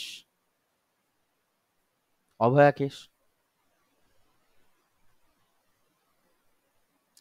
যারা অ্যাকিউজড ক্রিমিনাল ছিল তারা এখন সার্টিফাইড ক্রিমিনাল, অর্থাৎ কোর্ট হ্যাজ ডিসাইডেড যে এরা হচ্ছে ক্রিমিনাল, এক্স ওয়াই জেড এরা হচ্ছে সার্টিফাইড ক্রিমিনাল। এরই ভালো করে ক্রোনোলজিটা বোঝ, 2024 থেকে 2030 পর্যন্ত কেস চলছিল, এরা যারা অ্যাকিউজ ক্রিমিনাল ছিল, তো তাদের এখন 2030 সালে এসে শাস্তি হচ্ছে, মানে তারা এখন কি হয়েছে, ক্রিমিনাল প্রুভ হয়েছে, এবং কোর্ট তাদেরকে ক্রিমিনাল বলে সার্টিফাইড করেছে, একদম পরিষ্কার কথা, সার্টিফাইড হয়ে গেছে ক্রিমিনাল। এবার তোরা গল্পটা একটু ঘুরিয়ে ভাব, 2000, আমি যদি বলি 2028 সালে একটা নতুন ল আসে, ল অনুযায়ী যে কোনো রেপ অর মার্ডার, এই ধরনের rape and murder or rape or murder বলতে পারিস, বা রেপ অ্যান্ড মার্ডারই আমি ধরে নিলাম, হ্যাঁ, রেপ অ্যান্ড মার্ডার, এর জন্য শাস্তি হয়ে গেল কি, হ্যাংড, টু বি ডেথ।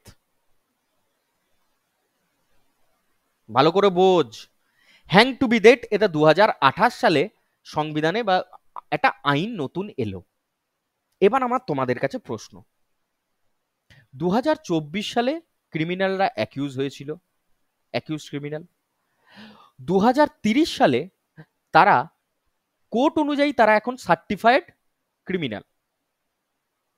এরই মাঝে 2028 সালে আইনে বদলি হয়েছে, অর্থাৎ এখানে ছিল 15 ইয়ার্স, এবং এখানে করে দেওয়া হয়েছে কি, হ্যাং টু বি ডেথ। আমার তোমাদের কাছে খুব সিম্পল একটা প্রশ্ন, এই যে ক্রিমিনালগুলো 2030 সালে শাস্তিটা পাবে, সেটা কোন শাস্তিটা পাবে, যেটা 2024 সালের শাস্তি ছিল সেটা, না 2028 সালে সেই ওই ধরনের কেস ওরিয়েন্টেড যে শাস্তি এখন নতুন প্রভিশন হয়েছে সেটা? সৌরভ তালুকদার, মানে শ্রমিক তালুকদার, ও বলেছে যে 2028 সালে যে নতুন শাস্তিটাতে মানে দেয়া হয়েছে সেটা পাবে। আর কারোর কিছু অভিমত?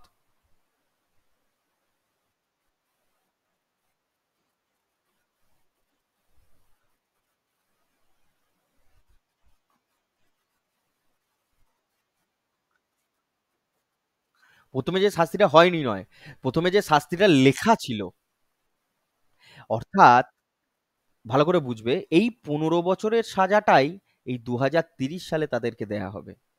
এইটাই হচ্ছে কি, নো এক্স পোস্ট ফ্যাক্টো, ঠিক আছে, মানে আমি যে সময় কমিট করছি ক্রাইমটা, when the crime when the crime was committed,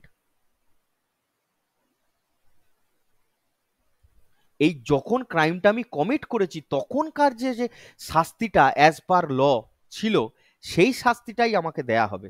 তারপরে আমার যতই আইন চেঞ্জ হয়ে যাক আমার কিছু যায় আসে না। বোঝা গেল কি বোঝা গেল না তালুকদার? একদম। সুপ্রিয়া বোঝা গেছে? আচ্ছা, যাই হোক। এবার আর্টিকেল, তাহলে ওটা হচ্ছে নো এক্স পোস্ট ফ্যাক্টো, এবং এটার সাথে সাথে আরো কিছু জিনিস ইনক্লুডেড আছে, পড়ো। তাহলে এক্স পোস্ট ফ্যাক্টো তোমরা বুঝতে পেরেছো? বুঝতে পেরেছো। এটা it states that no person, এরা আরো ইনক্লুডস করছে কি, convicted of any offence except for the violation of a law in force at the time of the commission of the act. মানে কি? মানে হচ্ছে ওইটাই ঘুরিয়ে বলেছে যে নো এক্স পোস্ট ফ্যাক্টো হচ্ছে যতক্ষণ না পর্যন্ত সে কোনো আইন ভঙ্গ করছে ততক্ষণ পর্যন্ত তাকে কোনো শাস্তি দেয়া যাবে না। হঠাৎ করে আমার মনে হলো আমি হচ্ছি বর্ধমানের আমি ধর ওয়েস্ট বেঙ্গলের সিএম, আমার হঠাৎ করে মনে হলো তোদের মধ্যে কয়েকজনকে তুলে নিয়ে এসে আজকে ফাঁসি দেবো। আমার মন, হ্যাঁ কি না, আমার মন হয়েছে, আমি কিন্তু দিতে পারবো না। কেন দিতে পারবো না? পরিষ্কার কথা বলে দেয়া আছে, convicted of offence, any offence, আগে কনভিক্টেড হতে হবে, অফেন্স করতে হবে, except for violation of a law in force. যে লটা ইন ফোর্সে লেখা আছে সেই অনুযায়ী কিন্তু আমাকে আগে ভায়োলেট করতে হবে তো কিছু একটা আইন।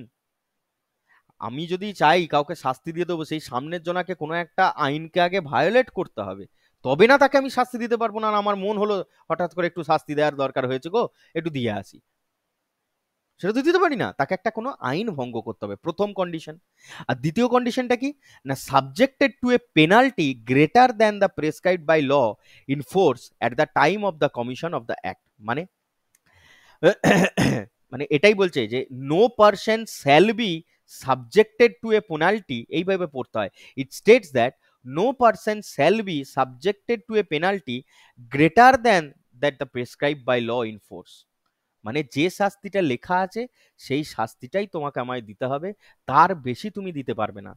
যদি আমাকে চুরির জন্য 2 বছরের জেল লেখা থাকে, আমাকে হঠাৎ করে মন হলো যে না, না মানে আমার এই ব্যবহার ব্যবহার একদম পছন্দ হলো না, আমি গেছি ধর কোর্টে, যে আমার ব্যবহার পছন্দ হয়নি, একে আমাকে 2 বছর নয় 20 বছর দিয়ে দিল, ওই নকশাবাজি চলবে না, আমাকে 2 বছরই দিতে হবে চুরির জন্য শাস্তি।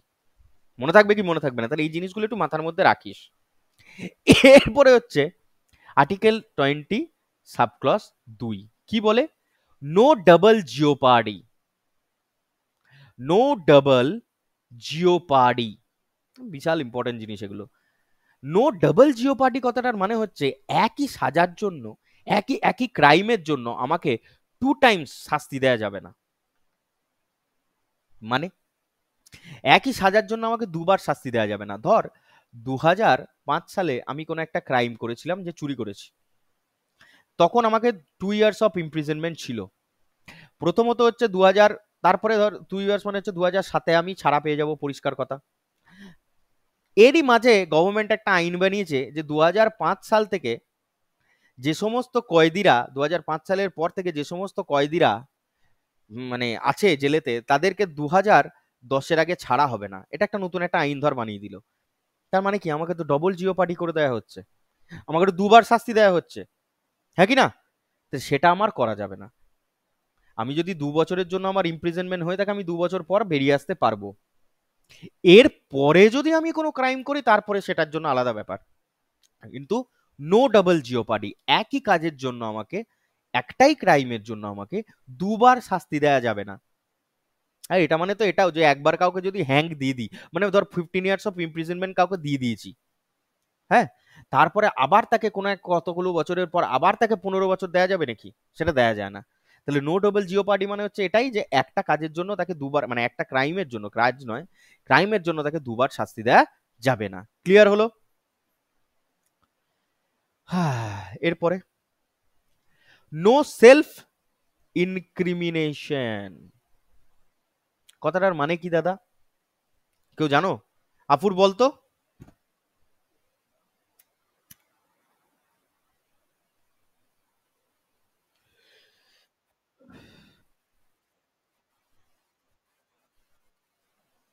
নিজে স্বীকার করতে পারবে না নয়, no person accuse of any offence shall be compelled to be witness of against himself. মানেটা হচ্ছে নিজে স্বীকার করতে পারবে, নিজে ওখানে গিয়ে বলতে পারবে না যে, ও তো স্বাভাবিক ব্যাপার, যে চুরি করেছে সে কখনো বলবে যে আমি চুরি করেছি?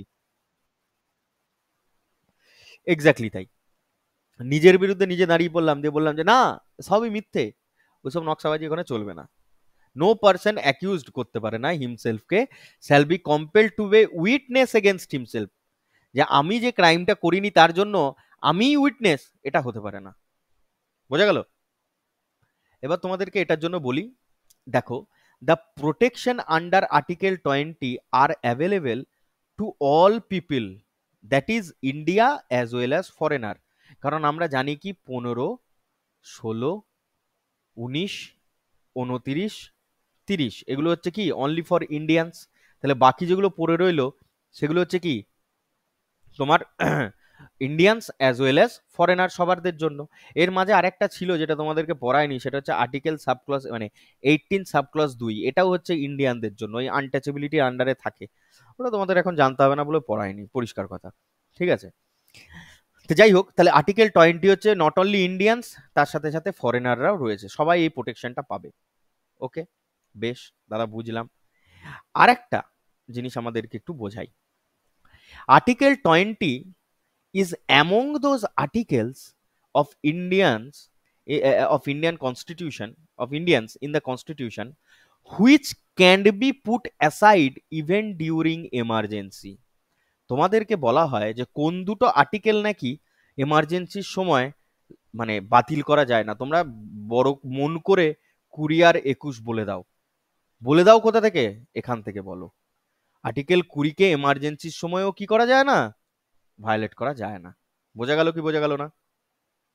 বোঝা গেল না, বোঝা গেল না?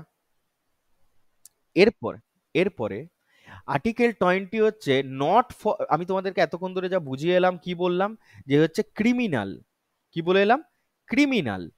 বারবার বলেছি কি এ হচ্ছে ক্রিমিনাল। তার মানেটা কি দাদা? না, এই আর্টিকেল 20 হচ্ছে, আর্টিকেল 20 যেটা দেয় এটা হচ্ছে অনলি ফর ক্রিমিনালদের জন্য, এটা কোনো সিভিল রাইটকে দেয় না। সিভিল কেসে এটা দেয় না, যেমন ধর জমি জমা নিয়ে ঝামেলা, ডিভোর্স, এই সমস্ত কেসে এসব নয়। আগে ক্রাইম করতে হবে, ক্রিমিনাল হতে হবে তোমাকে, তারপর তুমি আর্টিকেল 20 সংরক্ষণে আসবে। এটা এখানে লেখা আছে। আর এবার তোমাদেরকে জানতে হবে কি আর্টিকেল 20 সাবক্লস 3 সেলফ ইনক্রিমিনেশন, এটা সম্পর্কে একটু জানতে হবে। ঠিক আছে, এতটাও সোজা কেস নয়। আর্টিকেল 20 সাবক্লস 3 এখনই রিলেট করবো, দেখ না, অভয়া কেসের সাথে, মজা লাগবে। পর মানে কেসটা মজা লাগবে না, মানে আমি বলতে চাইলাম যে পড়তে বুঝতে সুবিধা হবে আর কি, এইটাই ব্যাপারটা। হ্যাঁ, দেখো আর্টিকেল 20 সাবক্লস 3,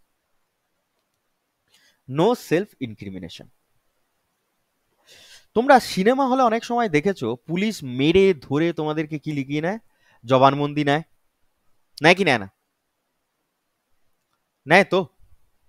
সিনেমাতেও দেখেছিস বা বিভিন্ন সময় দেখেছিস পুলিশে ভয় খায় তোমাদেরকে কি করে দেয়, কি করে নেয়, যে তোমাদের জবানবন্দি লিখিয়ে নেয়।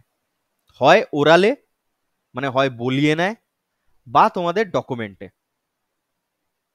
হয় ওরাল, নয় ডকুমেন্ট, বলে না? আরে হ্যাঁ দে রে ভাই, দে। তাহলে ওরাল বা ডকুমেন্টে তোমাদেরকে কি করিয়ে নেয়, স্বীকারোক্তি দিয়ে নেয় পুলিশ, মারধর করে ইয়ে করে। এইটার না কোনো ভ্যালুই নেই।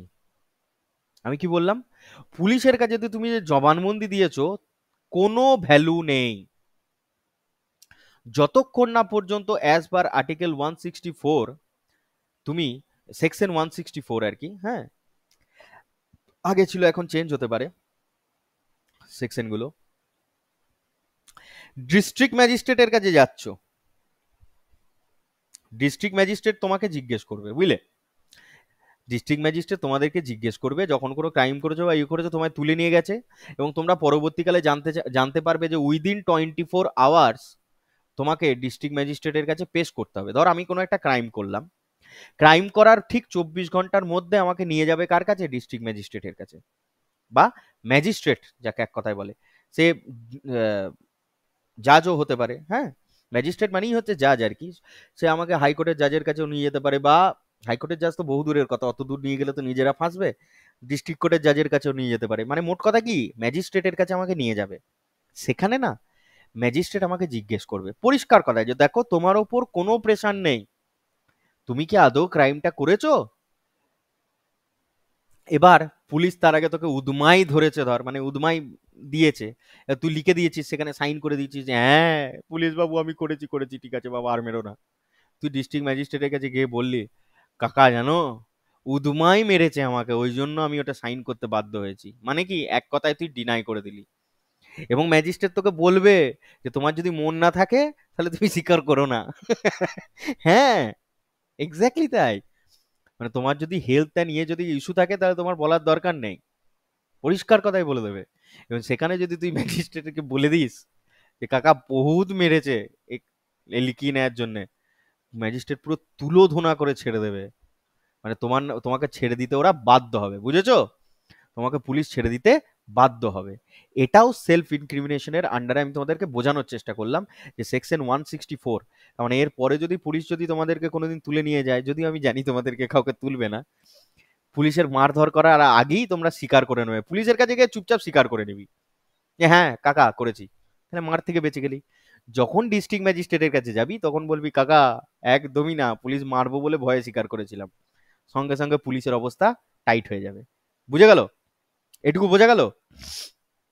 এবার তোমাদেরকে যেটা বোঝা গেল, যেটা এবার তোমাদেরকে বোঝাই, কি বললাম যে ওরাল অর ডকুমেন্টের যে কোনো জিনিসেই জবরদস্তি তোমার সাথে, এই দুটোতে ওরা লিখিয়ে নিলেও কোন দুটো ভ্যালুয়েশন নেই যতক্ষণ না পর্যন্ত তোমরা ডিস্ট্রিক্ট ম্যাজিস্ট্রেটের কাছে গিয়ে মানে জবানবন্দি দিচ্ছ।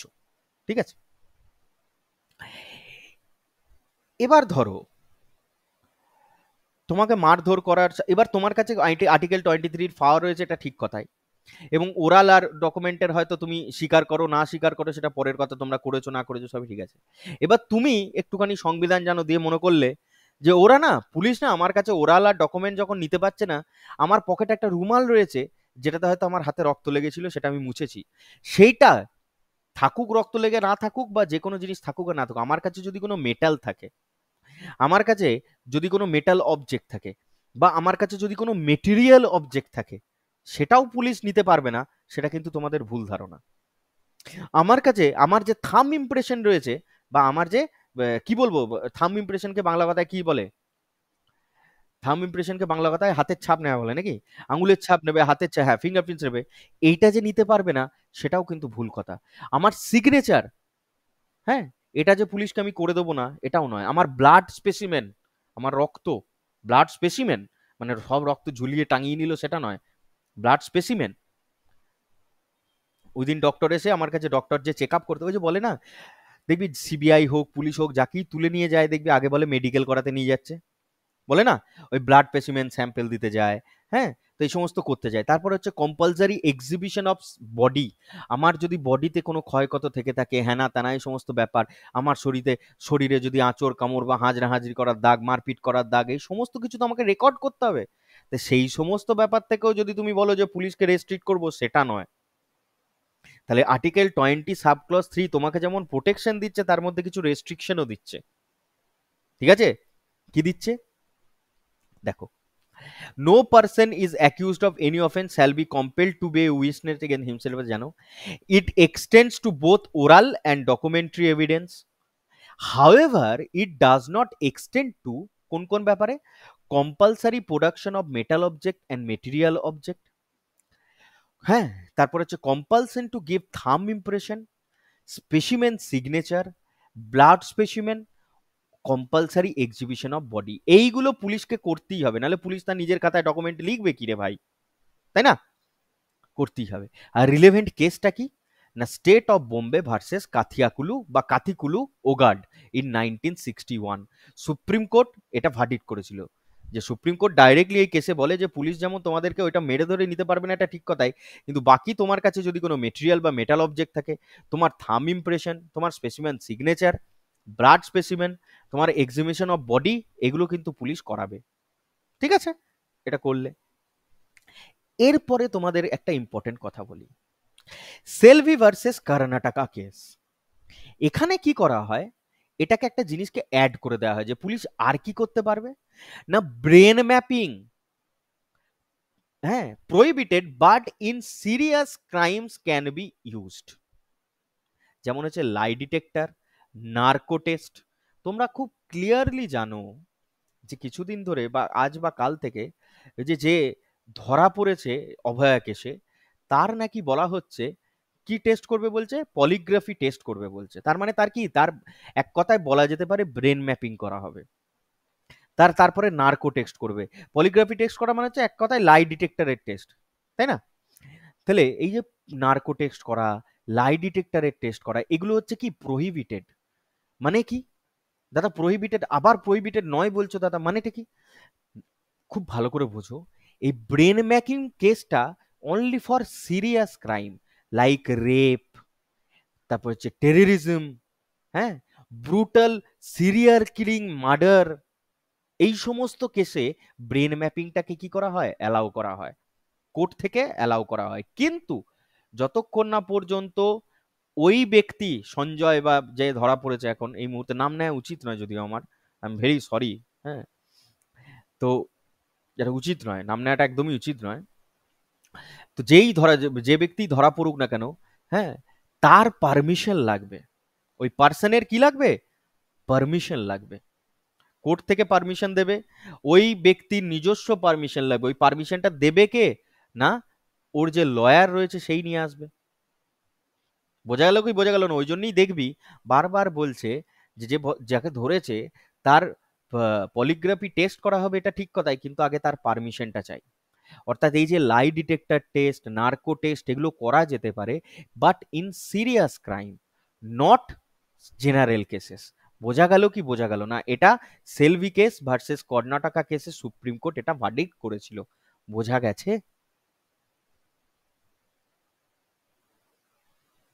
বোঝা গেছে? বোঝা গেছে? আর্টিকেল 21 পড়াবো না পড়াবো না বল?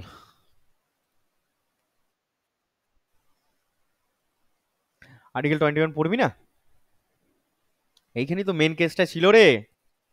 ঠিক আছে, না না ঠিক আছে, আমি পড়াচ্ছি না, তবু আমি তোমাদেরকে বলে রাখি আর্টিকেল 21ই তোমাদের আরো তো মানে এনার্জেটিক ব্যাপারগুলো তো আর্টিকেল 21-এ আছে।